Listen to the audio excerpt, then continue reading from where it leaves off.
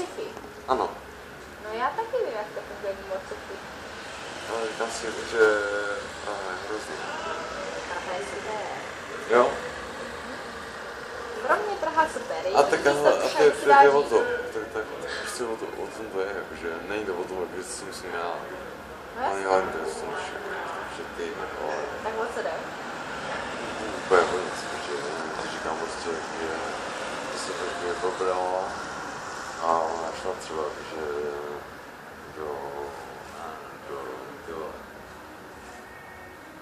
filmu jenom nevím, že do Prahy, jakože ať jdeš prostě třeba jakože do jaké strany, do vlastně, jakože do New York.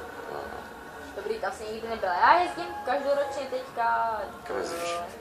To je rozzajímavé. Já jezdím vždycky na čtvrt roku, teďka jezdím na stáže. Jo? A to tak to jsem já.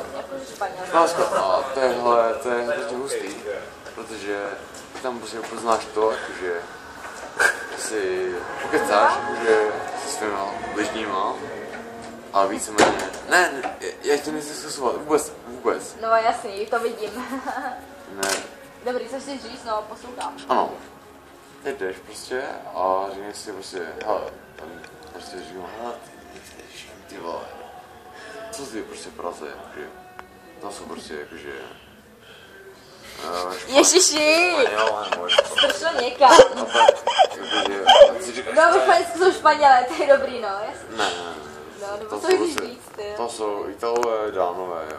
Ve Španělsku. Ty si žije. Co? No já se bavím o